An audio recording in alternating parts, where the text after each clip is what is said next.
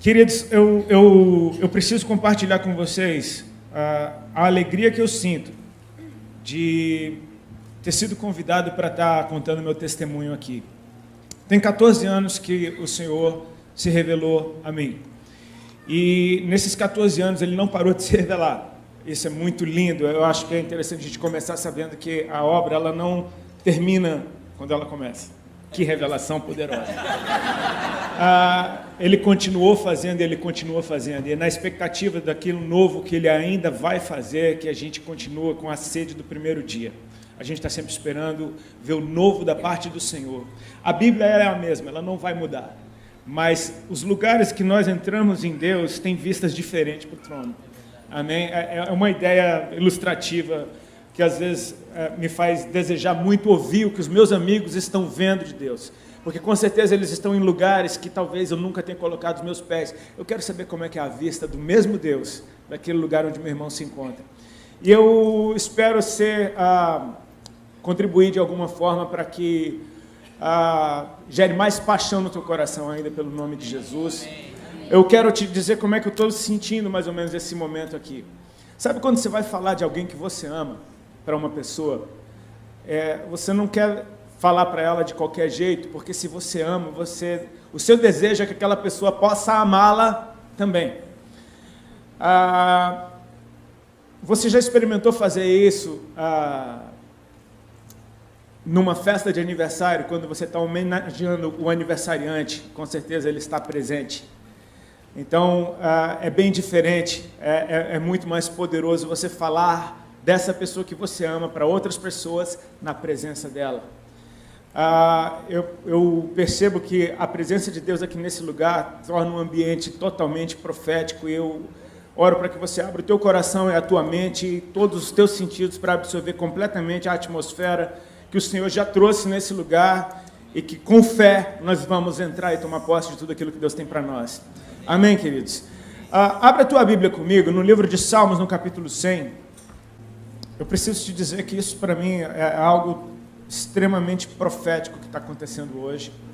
Eu compartilhava com o Kriegner dentro do carro a respeito do que Deus está fazendo nesse momento na minha vida. Mais ou menos um mês para cá, um mês e pouco para cá. O Senhor tem praticamente gritado: conte sua história, conte seu testemunho, conte sua história. A impressão que eu tenho é que Deus tem falado tanto nesses dias, tem liberado tanta revelação para a sua igreja, que é tempo da gente se lembrar do que a gente foi realmente chamado para fazer, anunciá-lo para as pessoas. Numa linguagem que o mundo possa compreender, e a melhor linguagem que o mundo pode compreender é: Ele fez isso em mim. Eu tive a oportunidade de ver nesse ano uma oração minha respondida, que foi a minha mãe entregando a vida dela para Jesus, com 73 anos de idade. Glória a Deus por isso, amém? Ela já tinha religiosamente entregado sua vida para Jesus, mas sem entregar, vocês entendem o que eu estou dizendo? Você sabe, entrega e pega de volta logo na saída ali. Esse ano ela teve as experiências dela com Deus. E ela continua sendo quem ela é, só que ela está extremamente interessante, está tão mais viva, tão mais engraçada, sendo quem ela é, mas agora cheia de Jesus, está sendo uma mãe que eu estou tendo muito prazer de conhecer de novo. E eu estava ministrando em Brasília, logo após a conferência Dunamis, onde o Todd White esteve aqui ministrando, e é um dos evangelistas mais loucos que eu já vi na minha vida. Eu acho que ele é o mais normal que existe, né? No final das contas, aquilo deveria ser o normal. Eu fui para Brasília ministrar, e lá eu ministrei, e minha mãe, assim, ela é mãe. Ela é super, ultra, mega coruja. Para ela, eu sou o melhor pregador do mundo inteiro. E ao final de uma ministração, minha mãe começou: meu filho, aquela mensagem foi linda, meu Deus, como é que você fala? Meu Deus, eu nunca vi um negócio daquele. Rapaz, olha, como é que você sabe dessas coisas e não sei o que. Eu, tá, mãe, tá. E você fica com aquele negócio, ela fala isso na frente dos pastores, né? Então você fica: tá, mãe, tá. Aí ela diz: mas olhe. Aí ela botou aquele dedo de mãe na minha cara e falou: você tem que contar a sua história. Você não deixe de contar a sua história. E a sensação que eu tive na hora que ela falou isso é a mesma sensação que eu tenho quando muitas vezes a minha esposa está falando, e eu estou falando, tá, tudo bem, tá, e de repente Deus começa a falar através do que ela está me dizendo, e rola alguma coisa dentro do meu coração, tipo assim, para e ouve, porque eu estou falando contigo. E aí eu no meio daquele, tá, tudo bem, ele falou. Eu tive a mesma sensação quando a minha mãe disse isso. E, eu estou correndo de um lado para o outro e Deus só está falando a respeito, conte sua história, conte seu testemunho, conte sua história, conte seu testemunho. Ontem eu ministrei em Fortaleza e eu praticamente só tive que ler o texto do filho pródigo e teve muita salvação, porque tem uma atmosfera a respeito de evangelismo poderosa. Então, assim, eu estou muito feliz, Theo, com esse convite de poder estar aqui compartilhando com vocês essa história. Todos acharam o Salmo 100? Amém? Olha o que a palavra de Deus diz. Celebrai com júbilo ao Senhor todas as terras. Servi ao Senhor com alegria. Apresentai-vos diante dele com cântico. Sabei que o Senhor é Deus, foi ele quem nos fez e dele somos. Somos o seu povo e rebanho do seu pastoreio. Entrai por suas portas com ações de graças e nos seus átrios com hinos de louvor. Rendei-lhe graças e bendizei-lhe o seu nome. Por quê? Repete comigo, por quê? Por quê? Se pergunte, por quê? Por quê? Pergunte para quem está do seu lado, por quê? Para o outro lado, por quê? Pergunte aos céus, por quê? Porque o Senhor é bom. E a sua misericórdia dura para sempre, de geração em geração a sua fidelidade. Há um motivo, há uma razão para nós estarmos empolgados, reunidos, por termos saído da nossa zona de conforto, para estarmos nesse lugar. Há um motivo para esse grupo de louvor ensaiar e desejar fazer o seu melhor para Deus. Há um motivo para que todas as pessoas que servem na casa do Senhor estarem aqui, servindo a homens como quem serve a Deus. É porque Ele é bom. Eu não sei se isso já aconteceu com você, mas eu já tive muitas vezes vontade de me esmurrar quando eu lembro do tempo que eu vivi longe do Senhor e das loucuras que eu fazia. E eu pensava, eu estava louco? O que é que tinha acontecido comigo? É interessante que mesmo fora de uma vida com Cristo, fora da igreja, todas as pessoas no mundo têm alguma opinião a respeito de quem Deus é. Todas as pessoas têm alguma coisa para falar de Deus. Ainda que eles não saibam nada de Deus, eles dizem, Deus para mim é... E então vem aquela definição mais louca do mundo. Eu já vi gente dizendo que Deus é a energia, que Deus é o sol. Meu Deus. Que Deus é o amor. Deus é amor. Legal, essa daí chegou... Tá num bom caminho. Mas é interessante quando você vê gente dizendo que Deus é mau. Que se Deus existe, por que houveram aqueles atentados na França? Se Deus existe, porque tem crianças passando fome? Se Deus existe, porque aquelas barragens em Minas Gerais romperam? E o mundo fala de Deus querendo negar a sua existência. Eu acho tão bonitinho isso quando ateus tentam explicar que Deus não existe, porque eles leem tanto, cara, eles investem tanto em algo que eles dizem que não existe, que eu penso, você é o cara mais crente que tem. Porque eu, por exemplo, eu não creio em Papai Noel, nunca precisei ler um livro sequer para me provar que Papai Noel não existe. Agora você precisa ler isso tudo, e basta Deus curar uma gripe que acabou a sua literatura inteira. É interessante porque a gente é bombardeado todos os dias com informações de quem não ama a Deus. E o pior, de quem nunca o conheceu. Então, você falar de alguém que você não conhece é bem perigoso. A probabilidade de você falar besteira é gigantesca. Falar do que você não sabe já é perigoso. Falar de quem você não conhece. Baseado nas informações que você tem pela falta de experiência com Ele. Queridos, eu não tenho razão alguma, nem motivo algum, para dar ouvidos ao que o mundo diz sobre o meu Deus, porque quando eu o conheci, a primeira coisa que eu experimentei foi a sua bondade. Ela veio antes do meu arrependimento, ela veio antes da minha fé, ela veio antes do meu desejo de mudar, ela veio antes de eu perceber que a vida é maior do que eu. A bondade do Senhor, ela veio na frente. Ele é bom. E a partir de quem Ele é, a gente percebe a bondade dele se manifestando em misericórdia e fidelidade, em níveis que não estão atados a condições. A misericórdia, ela dura para sempre, a sua fidelidade se estende de geração em geração. Ele é bom em todo o tempo. Ele é bom. Quando o Senhor se revelou a mim, foi um momento da minha vida onde eu estava extremamente arrogante e soberbo, não porque eu desejasse isso, mas porque as minhas feridas e as minhas crises existenciais, baixa autoestima, usaram essa arrogância e soberba como uma proteção de defesa. Você sofre tanto na mão do mundo que agora você se endurece para não sofrer mais. Você já teve seu coração quebrado tantas vezes, então você endurece seu coração para que ninguém quebre seu coração de novo. E eu vim de uma família de médicos, de gente que ralou muito, estudou muito, e parecia que o meu destino estava fadado a ser um médico, ou alguém que pelo menos quisesse estudar. E nada disso aconteceu. Era desesperador, porque eu olhava para minha mãe, médica, para o meu pai, médico, para o único tio que eu tinha que morava em Brasília, médico. E quando eu viajava de férias, tinha aquela mesa com 52 primos médicos do meu pai. Parece que não tinha outra opção para mim. E eu não fui médico. E eu olhava para a vida dos meus pais, eles naquele ritmo de plantão e trabalho, e aquela correria que não para. Quem é médico sabe como é que é o estilo de vida de um médico. E eu via meus pais sempre cansados, sempre reclamando, brigando muito um com o outro, estressados por conta da profissão. Na minha mente ficou gravado de que aquilo não era bom, de que aquela vida não era boa. Naturalmente eu fui exatamente para o outro lado, quis ir para o inverso.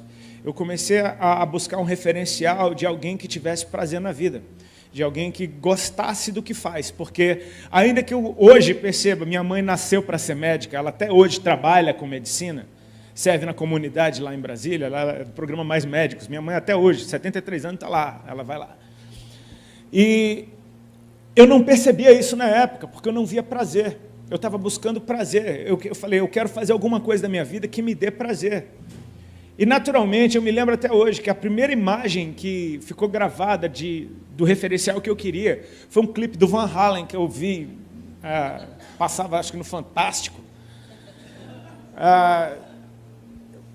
E era um clipe que eles viravam criança, eles estavam no colégio, bom, o nome da música eu não vou nem falar porque vai que não é apropriado. Mas eu lembro que era uma cena do guitarrista do Van Halen, o Ed Van Halen, ele solando a guitarra dele em cima das carteiras do colégio, e ele vinha com a calça rasgada, um cabelão desgrenhado, com um cigarro no canto da boca. Eu falei, cara, é isso que eu quero. É isso, andar em cima das carteiras do colégio, todo rasgado, desgrenhado, fumando. Eu nem fumava. Mas aquilo me passou uma liberdade, tipo assim, eu falei, eu quero isso para mim. Eu acreditei nesse sonho, essa foi a visão que eu tive de uma vida perfeita. E para resumir, fazer de uma longa história curta, no ano de 93, a banda que eu tocava gravou o primeiro CD, esse CD estourou no Brasil inteiro. Então, de repente, o meu sonho de adolescente, que não teve influência nem do histórico dos meus pais, nem dos conselhos dele, muito pelo contrário, eu fiz tudo o contrário do que me mandaram fazer. De repente, o meu plano deu certo, a minha história aconteceu. Então, eu me tornei arrogante, soberbo. Você detecta a diferença no trato das pessoas, e eu percebi que ninguém era bom. Eu, quando ia tocar em Brasília, que é a minha cidade, eu vi aqueles playboy do colégio que me apavoravam, dizendo, e aí, Rodolfão, beleza, cara? Você lembra da época da gente do colégio? Eu falei, eu lembro, cara, não esqueço. Mas todo mundo agora queria ser meu amigo. Eu vi aquele monte de menina bonita que nunca olhou para mim, nem para dar oi, olhando já com o dedinho na boca. Eu falei, cara, fiquei lindo? Eu sei que esse milagre não aconteceu só com a minha esposa, ela me acha lindo, minha mãe também. Mas você percebe que todo mundo que se relacionava comigo era com alguma forma de interesse. Até quem colava comigo estava querendo alguma coisa, queria entrar de graça em boate, queria ir para show de graça, queria estar no meio da balada, queria ser convidado. Enfim, quem fica na periferia de um cara como esse, desfruta de tudo que ele desfruta. Então, eu percebia isso. Meus relacionamentos travaram. Eu usava todo mundo da mesma forma que eu achava que eu estava sendo usado. Não é justificativa, mas é uma matemática burra que, infelizmente, no mundo é assim. Me usaram, eu vou usar também. E eu fiquei desse jeito. Eu sei que quando eu fui, no começo da minha carreira como músico, quando o CD saiu, eu conheci a minha esposa, a Alexandra. Ela tinha 15 anos de idade, eu fui tocar na cidade dela, ela com 15 anos já dava aula de inglês, então ela foi contratada para ser intérprete do Ramones, que era a banda que estava fazendo turnê no Brasil, a gente foi abrir o show para eles, e ela foi contratada para ser intérprete do Ramones. Então eu conheci ela nesse contexto. Foi amor à primeira vista. Aí eu percebi que o dom profético fluía na minha vida, porque, eu olhei para ela, eu desci do ônibus, eu me lembro até hoje, o ônibus parou lá em Balneário Camboriú, que é a cidade que eu moro hoje. Eu chego no saguão do hotel, tá lá aquela menina linda, com 15 aninhos, toda bonitinha, de vestidinho. Oi, toda simpática, sendo simpática com todo mundo. Ela foi simpática comigo de um jeito que eu fiquei louco. E assim, eu era monossilábico, eu não conseguia falar nada com ninguém. Minhas cantadas eram as piores do mundo, eu desistia, não tinha uma cantada que prestasse, nunca colou. E doidão ainda, então era só... E eu pensei, cara, eu tenho que falar alguma coisa para ela, porque assim, eu pensei, cara, tá cheio de gringo aqui, os caras do Ramones, os caras do Sepultura. Era uma turnê louca, Ramones, Sepultura, Ramones não tinha nada a ver, mas tudo bem. E eu falei, eu tenho que falar alguma coisa para ela. E eu ficava meio que olhando para ela com aquela cara de louco, e ela olhando, oi. E eu pensando, fala alguma coisa. Eu falei, cara, você é linda. Falei para ela assim, eu tô apaixonado por você, cara. Eu te amo. Com essas palavras, nessa sequência. Eu vou me casar com você. Eu falei, você não acredita, mas você vai ver só. Cara, tudo aconteceu. Tudo aconteceu. Não tente isso em casa, amém, funcionou comigo. Ela é linda, eu sou apaixonado todo dia, eu amo ela e casei com ela e ela viu. Pronto. O que eu falei aconteceu. Ela não me deu muita bola, ela achou que eu era louco. Ela falou que cantava horrível, que era louco. Mas eram vários dias de ali juntos, e a gente foi ficando amiguinho, e eu achei lindo que ela não me dava mole. Falei, cara, ela tá fazendo jogo duro. Ela é diferente, cara. Ela é diferente. Sabe o que ela passou? Que ela tinha valor. Que, tipo assim, tá pensando o quê? Mas ela ficou minha amiga. Ela me deu alguma liberdade de sentar perto dela, de conversar com ela o tempo inteiro. Foi super simpática, dizendo não. Eu me apaixonei. Fiquei louco. Falei, cara, com essa eu caso, de verdade. No ano de 2000, fui tocar de novo em Balneário Camboriú. Nesse tempo, a gente se reencontrou algumas vezes, esporádico, umas 5, 6 vezes a gente se reencontrou na vida. E eu vi a Alexandra crescendo. Eu vi ela ficando uma mulher, eu vi ela, enfim, descambando para um lado bagunçado. E em 2000 reencontrei a Ali. Eu fui tocar na cidade dela, fiquei no mesmo hotel que a gente se conheceu e ela apareceu lá. E quando eu vi a Ali, ela estava completamente diferente da Ali que eu conhecia. Ela já não era mais uma menininha de 15 anos pura. Ela estava muito louca. Cabelo todo coloridaço, com alergia que descia na testa, assim, de tanta droga que ela usava. Estava linda, mas com aquela alergia. Aquela alergia era meio exótica. Uma alergia exótica. Ela era da rave.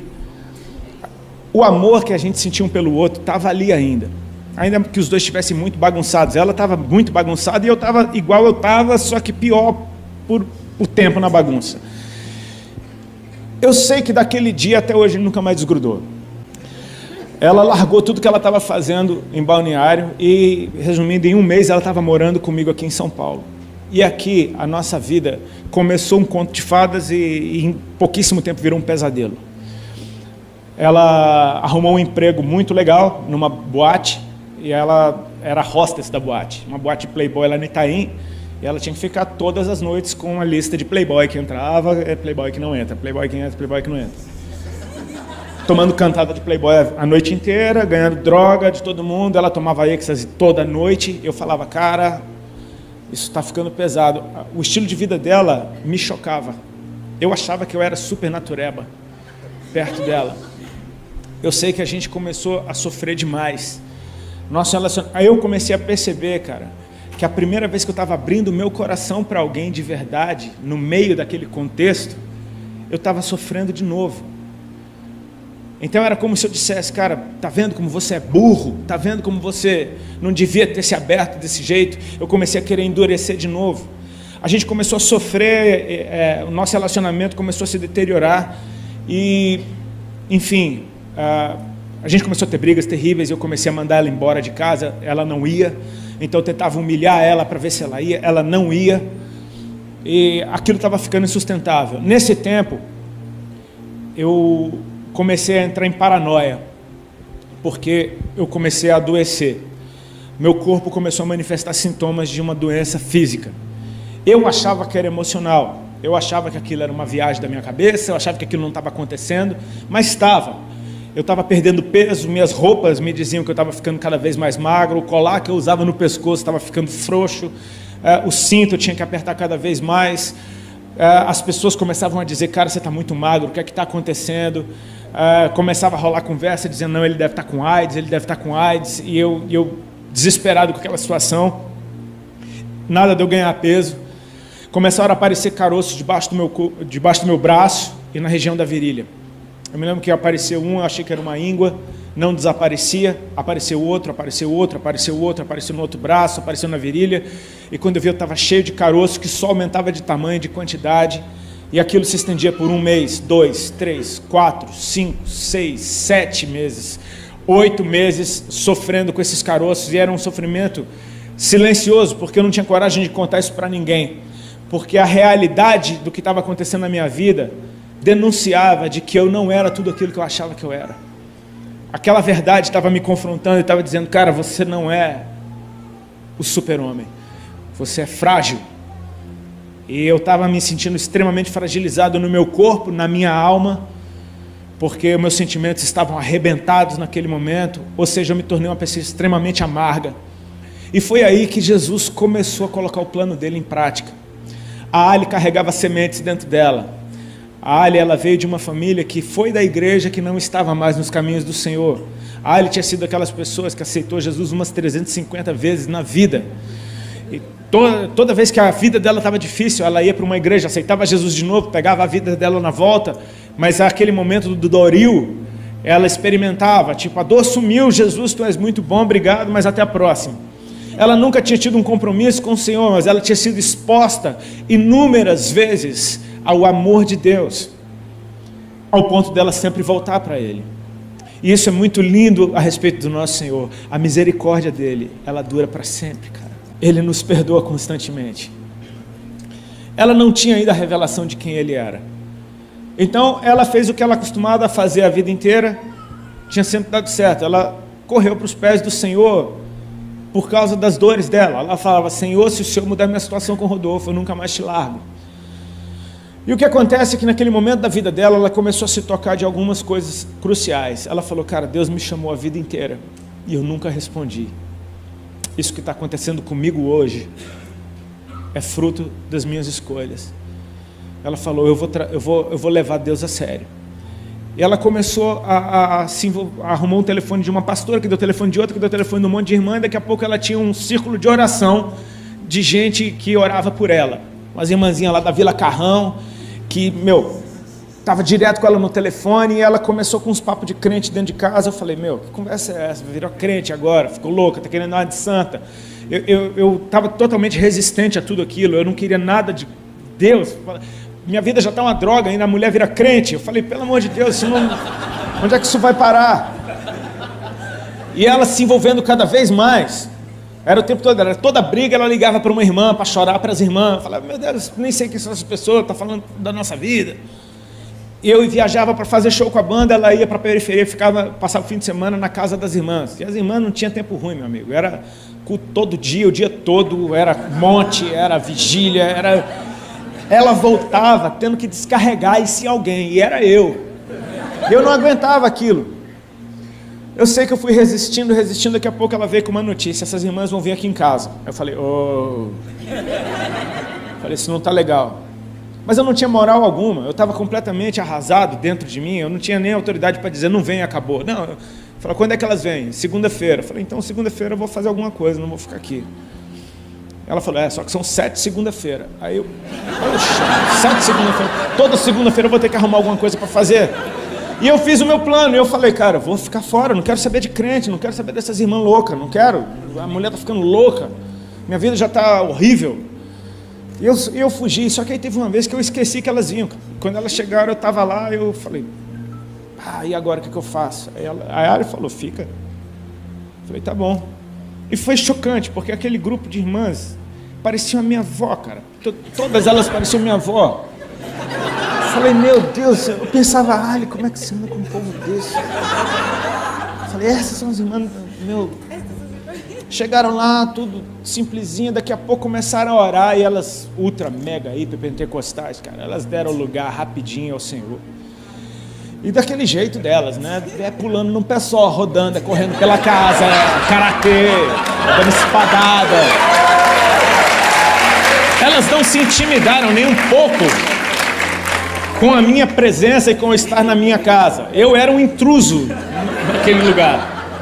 E eu me senti assim, eu me lembro que eu me senti extremamente intimidado. Quando a primeira começou a orar em línguas, que ela eu lembro dela dar uma sapateada no chão, já desatou a língua estranha, daqui a pouco todas pegaram, e daqui a pouco o que está acontecendo? Eu fui encostei na parede, eu fiquei com os olhos arregalados, coração desesperado, vendo aquelas mulheres correndo pela casa. Eu falei, cara, ficou tudo louco isso aqui. E daqui, cara, Deus tem o jeito dele. Daqui a pouco lá vem uma, ela fez a tangente no sofá, ela veio, eu lembro até hoje da curva que ela fez no sofá. Ela veio com o dedo já, tacou o dedão na minha cara e falou, o irmão, a voz dela já estava assim, o irmão já aceitou Jesus? Cara, foi tipo Capitão Nascimento. Falei, já? Já? E a Ali estava do lado, a Ali falou, quando? Eu falei, não. Eu estava enquadrado, eu falei, cara, eu estava com medo, era muito medo. Hoje é engraçado, mas na hora não foi. A irmã entendeu, ela falou, você quer aceitar Jesus, filho? Eu falei, quero. Eu estava completamente intimidado. E ela falou, então faz uma oração comigo. E tudo que ela falou naquela oração eu repeti. Elas deram glória a Deus, elas disseram que eu estava salvo. Elas disseram que Jesus tinha me perdoado e que Ele agora era o meu Deus e que eu era um filho dele.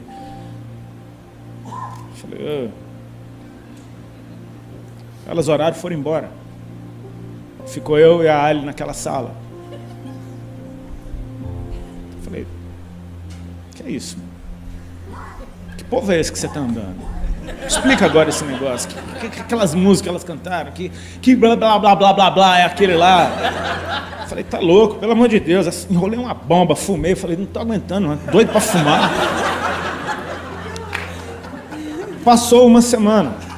Não foi bem uma semana. No meio daquela semana, uma delas ligou lá em casa. E eu atendi o telefone. Ela falou, oi, irmã Sandra. Eu falei, peraí que eu vou chamar a Alexandra. Ela falou, não é com você que eu quero falar. Eu falei, Ela falou, irmã Sandra. Eu falei, amém. Aí ela disse, você lembra de mim? Eu falei, lembro. Não lembrava nada, tinha 5. Aí ela falou, eu era uma caladinha. Você lembra de uma caladinha? Aí eu lembrei mesmo, tinha uma que não abriu a boca, cara. Só ficava me olhando torto. Ela não olhava bonito, não. Ela, uma cara braba, olhando assim. Ela foi a que mais me incomodou. E ela falou, eu sou aquela calada. Eu falei, oi, justo a mais calada tinha alguma coisa para falar comigo. Eu falei, pode falar. Então, filho, eu estava orando por você e o Senhor começou a me falar. E o Senhor começou a falar para ela coisas a respeito do meu relacionamento com a Ali, da forma que eu olhava para ela, o que eu enxergava nela. Eu falei, a Alexandre contou tudo para a irmã, né? A irmã está só aqui fazendo a ponte para resolver nossa situação. E eu, por educação, falei, é verdade, Estava dando muita bola, esperando a ligação terminar. Daqui a pouco, Deus começou a falar algumas coisas a respeito da minha vida. Sabe quando a palavra ela entra lá no fundo do teu coração, parece que alguém deu um mergulho dentro de você? E aquela mulher da periferia estava falando coisa a respeito da dor que eu tinha. Ela falava, Jesus mandou dizer isso para você. E assim foi lindo, porque... Desculpa. Eu sou desses caras que anda falando no telefone andando. E tinha um espelho no corredor. Eu parei na frente daquele espelho, o cara estava chorando. Só de ouvir que ele me amava. E aquilo assim, atraiu meu coração. Porque eu falei, cara, tem algo maior. Veio a segunda-feira seguinte e eu não relutei, eu quis ficar. Eu já falei, poxa, qual é? Sabe a curiosidade, o Senhor, Ele toca a gente com a curiosidade. Ele não mostra tudo, e Ele nunca vai mostrar tudo. Isso é lindo a respeito dEle. Ele vai manter a gente buscando sempre. Eu queria saber, como assim? Vieram aquelas irmãs, fizeram aquela gritaria na sala, correram, pularam, gritaram. Eu já não fiquei com medo, eu já estava acostumado. Parei, fiquei fingindo que eu estava orando, só mexendo a boca. E de repente, cara, uma delas, ela veio na minha direção, fazendo a curva no sofá. Eu falei, já sei o que vai acontecer, ela vem orar por mim. Isso é interessante a gente saber como a gente se torna religioso rápido. A gente já sabe tudo que vai acontecer. Eu falei, não, ela vai vir aqui na minha direção, ela vai orar por mim. E foi dito e feito, e ela veio. Só que ela não veio com o dedo na minha cara, ela veio com a mão na minha cabeça. Ela botou a mão na minha cabeça e ela parou, e ela começou a orar em línguas. Eu naturalmente não entendia nada do que ela estava falando, eu simplesmente fiquei quietinho no meu canto. No meio daquela oração, ela tomada, cheia do Espírito Santo, ela baixou a mão até a minha barriga. E ficou orando com a mão na minha barriga. E eu achando aquilo tudo estranho, de repente ela parou. E sem nenhum drama, sem nenhum floreio, sem nenhum tom de voz diferente, ela me entregou um recado. Ela falou, irmão Rodolfo, com essa naturalidade, ela falou assim, o Senhor Jesus está mandando te dizer que nessa tarde Ele está te curando de um câncer no estômago, para você saber que Ele é Deus, que Ele te ama e que Ele tem uma obra para fazer na tua vida. E aquilo foi tipo um soco. Eu me lembro do calorão que eu senti na hora, eu me lembro de um pinguinho de sorriso que apareceu na minha boca, tipo, porque são as boas novas. Ele tem boas notícias para nos dar. Ele é bom. Por pior que eu estivesse, o que Ele tinha para falar a meu respeito era algo bom. E eu comecei a pensar, meu Deus, eu tenho 28 anos de idade, como assim? Câncer? Isso não faz sentido. A gente começa a fazer conta, tipo, mas eu sou muito novo. Daqui a pouco eu comecei a pensar, cara, eu tenho uma dor de estômago há 2 anos que não passa. Falei, que estranho isso. Aí comecei a me lembrar, meu Deus, eu estou perdendo peso há muito tempo. Meu Deus, eu estou cheio de caroço espalhado pelo corpo há tanto tempo. Falei, cara, tudo isso é sintoma. Eu ouvi as conversas de doença dentro de casa. Daqui a pouco eu me toquei. Por que eu ouvi as conversas de doença de câncer dentro de casa? Porque o meu avô, pai da minha mãe, morreu de câncer de estômago. Porque 2 tios, irmãos da minha mãe, morreram de câncer de estômago. Porque 2 tias, irmãs da minha mãe, tiveram que arrancar um seio por causa de câncer. Eu falei, cara, isso estava na família. Eu comecei a pensar, só que ficava dentro da minha cabeça, Ele está te curando. Ele não estava dizendo que eu tinha, Ele estava dizendo que Ele estava tirando. Eu nunca vi ninguém, uma ministração de cura desse jeito, porque não foi repreensão da doença, não foi sai em nome de Jesus, foi um recado. Ela disse, Ele está mandando te dizer que Ele está te curando, para você saber que Ele é Deus, que Ele te ama e que Ele tem uma obra na tua vida. E o que aconteceu? Aquilo se manifestou no meu físico. Naquela tarde, eu me lembro que quando a gente estava terminando de orar, de mãos dadas, eu comecei a soprar. Eu soprava muito forte até sair todo o ar do meu pulmão. E aquilo ficou até estranho. Eu me senti até constrangido porque eu falei, que coisa estranha que eu estou fazendo, por que eu estou fazendo isso? Veio na minha mente, tem algo saindo de você. Eu percebi, cara, ela falou de um câncer no estômago. Eu prestei atenção, meu estômago não estava doendo. Eu falei, cara, não está doendo. Interessante. Aquilo era uma segunda-feira. Passou a terça, Passou a quarta-feira. Na quinta-feira eu acordei de manhã, tomei banho. E quando fui passar desodorante, não tinha caroço nenhum debaixo do braço. Falei, cara, o que é isso? Eu olhei o outro braço, não tinha caroço nenhum. Eu apertei na virilha, não tinha caroço nenhum. Eram muitos, eram bolotas enormes, mais ou menos desse tamanho. Eu contei 9 num braço uma vez, mais um monte no outro. Eu mal fechava os braços, eu tinha que tomar 2 anti-inflamatórios por dia. Eu estava nesse ritmo há uns 4 meses para fechar os braços. Doía demais. E de repente aquilo tudo desaparecia, estava tudo branquinho. Eu me lembro que eu saí correndo pela casa. Ele vem ver um negócio. Ele estava secando o cabelo no outro banheiro. O que foi? Eu falei, olha isso aqui. Eu apertava fundo, eu tentava procurar, não tinha nada. Ali eu falei, cara, ele é real. Para tudo. Falei, eu sei que você está me vendo aqui agora. Aquilo mexeu comigo. Eu falei, cara, ele é real, ele me ama. Só que a ficha demorou para cair. Eu ia morrer, eu não vou mais. Meus dias estavam acabando. Agora começou. Sabe, antes de tudo, queridos, a bondade do Senhor se manifestou. E por causa da bondade dele, eu quis estar perto dele. Então eu comecei a andar com as irmãzinhas também. Comecei a ir para lá e para cá. Eu falei, quero aprender. Me fala mais de Jesus. Todo culto que eu ia tinha alguma coisa para eu ouvir. Todo culto acontecia alguma coisa. Deus foi fazendo coisas tão rápidas na nossa vida. A gente noivou em semanas, porque a irmã falou, é bom vocês casarem.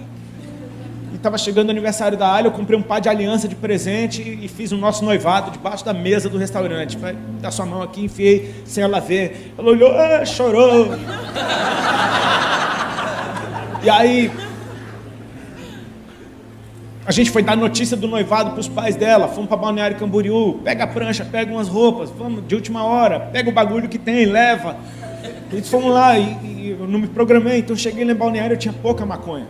E eu me lembro de um dia no hotel, eu estava tentando fumar. Quer dizer, eu estava fumando e tentando ler a Bíblia. Porque eu estava apaixonado por Deus. Eu não sabia nada dele, eu não conhecia um livro da Bíblia, eu não sabia nada. Eu só sabia da palavra do cego de Jericó, que foi o que a irmã pregou no dia que eu aceitei Jesus. Eu estava procurando o tal do cego na Bíblia, eu não achava ele. Fumando meu bagulho, a Ali tinha ido para casa da mãe dela, eu estava no hotel, eu estou lá fumando, daqui a pouco eu estou fumando e eu estou prestando atenção. Cara, é o último baseado que eu tenho. Eu falei, comecei a esquecer da Bíblia, comecei a pensar, é o último baseado que eu tenho, como é que eu vou fazer para fumar amanhã? O que é que eu vou fazer? E aí, como é que eu vou fazer? É o último. Daqui a pouco eu comecei É o último, cara. É o último. Cara, é o último. Fumei ele todinho. Miserável. É o último, cara. É o último. E sabe o que é que foi engraçado? Que quando eu terminei de fumar ele, acabou. Eu falei, eu vou fumar tudo para não ter chance de eu querer depois. Falei, cara, eu estava decidido. É o último, acabou. Falei, o que eu faço agora? Eu estava lá doidão, sem maconha, com a Bíblia. Hoje eu sei que foi o Espírito. Na hora eu achei que foi uma grande ideia. Eu peguei o telefone e liguei para a casa da mãe da Ali. Era umas 11h30 da noite. A Ali atendeu. Ela falou, oi amor, já estou indo para casa. Ela veio se explicando. Eu falei, não, eu tenho uma notícia para te dar. Com a voz de doidão. Ela falou, qual a notícia, amor? Eu falei, parei de fumar. 5 minutos depois do último baseado, eu dei testemunho. Parei de fumar. Ela fez alguns segundos de silêncio e disse, amém. Porque eu acho que ela não queria parar de fumar. E eu nunca mais botei um baseado na boca. Deixa eu te falar. É a bondade do Senhor. É a bondade do Senhor. Ele foi muito bom comigo. Ele começou a me atrair e eu comecei a ter tanto prazer nos momentos que eu estava perto dele. Que eu ia naquelas igrejinhas da periferia, eu não sabia nada de nada, então eu ia a todas as igrejas ao mesmo tempo. E Deus, com muita misericórdia, usava as pessoas. Em todo canto que eu ia, eu recebia amor, eu ouvia palavra, tinha algum profeta, eis que te digo. Era intenso o negócio, era uma coisa que não parava. E a gente ia ficando bobo. Eu me lembro de uma vez, eu saindo de um culto na casa de um irmão, que era numa favela. E eu todo chorado, ainda no culto.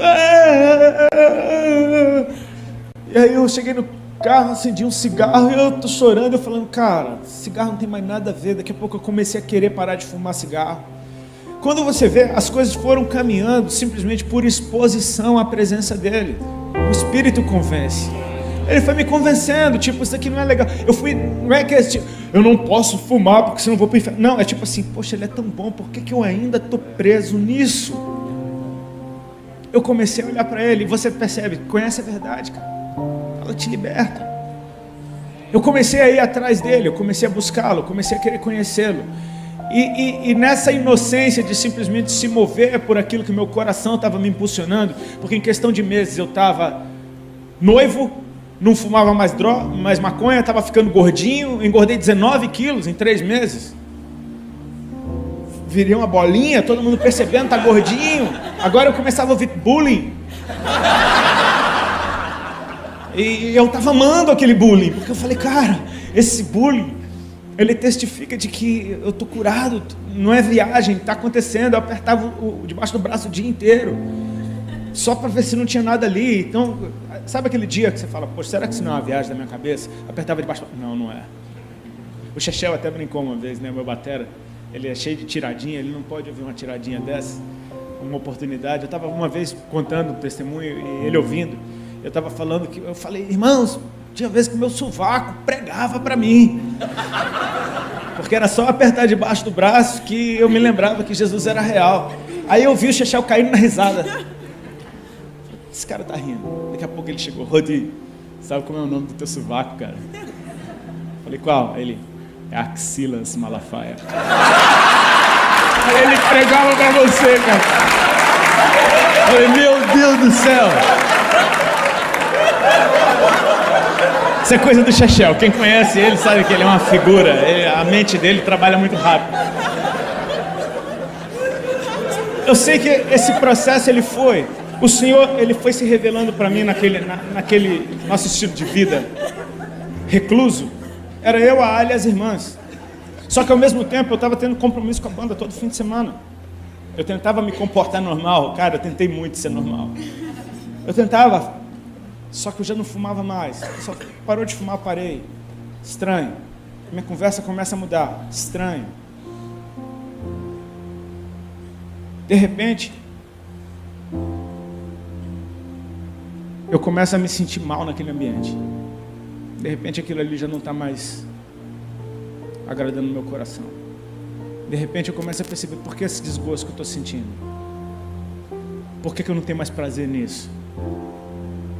Sendo que eu tinha. Eu comecei a perceber, cara, eu estou ficando diferente. E eu percebi que Jesus estava me dando uma vida real agora.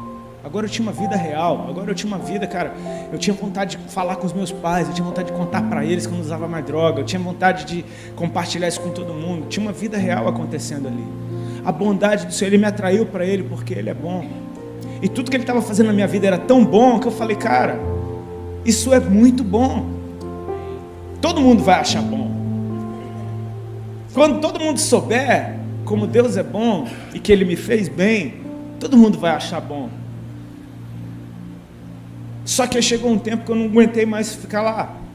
E para mim foi algo que se eu pensasse muito, eu não sairia da banda. Só que chegou um fim de semana que naquele fim de semana foi meio que o papo do esse é o último. E eu decidi que aquele era o meu último fim de semana com a banda. Naquele fim de semana eu decidi, cara, esse é o meu último fim de semana. E aí eu dei a notícia para eles na segunda-feira. E na segunda-feira eu saí oficialmente da banda. Eles ficaram muito bravos comigo, com toda razão.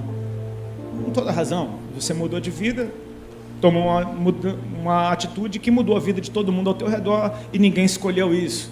Natural, ficaram com raiva. Foi um período que eu conheci a bondade de Deus por outro prisma. Porque agora minha vida ficou um caos. Agora todo mundo que me amava me odiava, agora minha família achava que eu estava louco, agora meus amigos desapareceram, agora eu era a vergonha daquela geração que me aplaudia, agora eu era o traidor do rock, agora eu era um cara que não pensa em ninguém, agora, e eu estava querendo só dizer para todo mundo, cara, ele é bom, o que ele fez em mim foi bom. Cometi muitos erros, porque depois com o tempo você aprende que a melhor coisa é ficar calado, simplesmente deixar Deus fazer a obra dele. Eu quis me justificar, e parece que quanto mais eu falava, mais complicava tudo. Eu sei que a gente entrou num período que eu acho que eu comecei a entrar até numa certa depressão, mas a gente percebe que essas estações, elas te empurram para mais de Deus.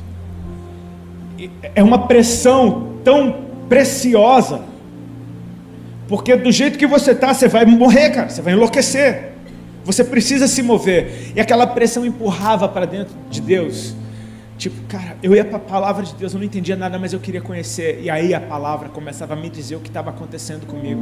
Eu me lembro de um versículo, cara, que esse me marcou, quando eu estava chorando um dia, sofrendo, todo mundo me xingando, eu li: bem-aventurados sois vós, quando nos perseguirem, injuriarem e mentindo fizerem todo o mal contra vocês, grande é a sua recompensa, porque fizeram assim com os profetas que vieram antes de vocês. Eu falei, cara, o que está acontecendo comigo então? Você começa a perceber que tem algumas preciosas promessas da Bíblia que ninguém quer pôr na caixinha, tipo, vocês serão odiados de todos pelo meu nome. Eu comecei a perceber, cara, isso é por causa do nome dele. A ficha começa a cair, cara, é muito maior do que eu, ele fez algo em mim, ele me trouxe para perto dele para que eu conhecesse. Eu comecei a perceber, cara, eu acho que Deus está querendo usar a minha vida para chamar a atenção de outros. Eu percebi que do jeito dele foi extremamente eficaz, nem sempre é o jeito mais prazeroso. Eu estava no auge da minha carreira, no lugar que todo mundo podia me ver, e lá ele pegou a minha vida, ele virou ao avesso, e todo mundo, gostando ou não, viu o que aconteceu. Ele fez o nome dele conhecido. E eu comecei a experimentar o prazer de andar na direção do Senhor. A Bíblia diz: achegai-vos a Deus e Ele se achegará a vós outros. Não significa que Ele não esteja com você, está falando de manifestações da sua presença.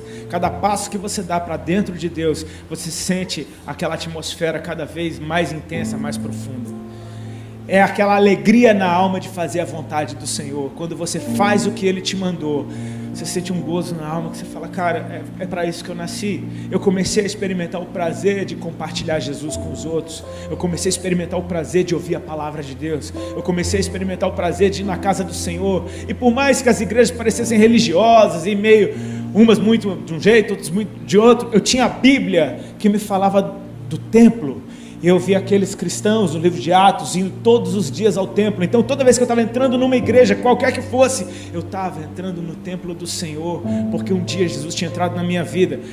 Eu estava numa atmosfera que a palavra de Deus, ela estava sendo meu alimento, o meu suporte, a minha proteção, o meu amigo, estava sendo meu conselheiro, estava sendo tudo ao meu redor. E Deus começou então um processo de me levar a lugares para eu contar o que estava acontecendo na minha vida. Como eu estou fazendo hoje, 14 anos depois. Sabe, hoje eu estou num momento da minha vida que está interessante, está engraçado, parece que a obra está começando a começar. Hoje eu sou convidado para ir a muitos lugares, para pregar a palavra de Deus. E Deus, por sua infinita misericórdia, tem me dado algumas mensagens que têm dado fruto por aí. Mas tem uma mensagem que Ele escreveu em mim. E essa é muito poderosa, porque essa não tem a ver com a minha revelação, não tem a ver com o esforço meu, não tem a ver com a minha fé, não tem a ver com o meu desejo, tem a ver com a bondade dEle, de me alcançar, quando eu nem sabia que Ele existia. Sabe, para mim é um prazer poder compartilhar com vocês, algo que, uma história que, bom, a gente escolheu uma fé que não pode mentir, então vai ser sempre a mesma história. Eu não vou ficar inventando, incrementando. É a mesma história. É de como Ele um dia chegou, de como Ele fez, de como Ele atraiu os meus olhos. E estar hoje aqui te mostra que até hoje Ele continua sendo interessante como Ele era no primeiro dia. Até hoje Ele continua manifestando a sua bondade como no primeiro dia. Até hoje Ele continua estendendo a sua misericórdia, porque a gente não para de falhar. E Ele está lá amando a gente, nos ensinando, muitas vezes dando um pedala, mas não é um espancamento. Deus não está acabando com você, Ele só está te falando que você está indo pelo caminho errado, Ele está querendo te tanger para o caminho certo. É a vara, é o cajado, consolando.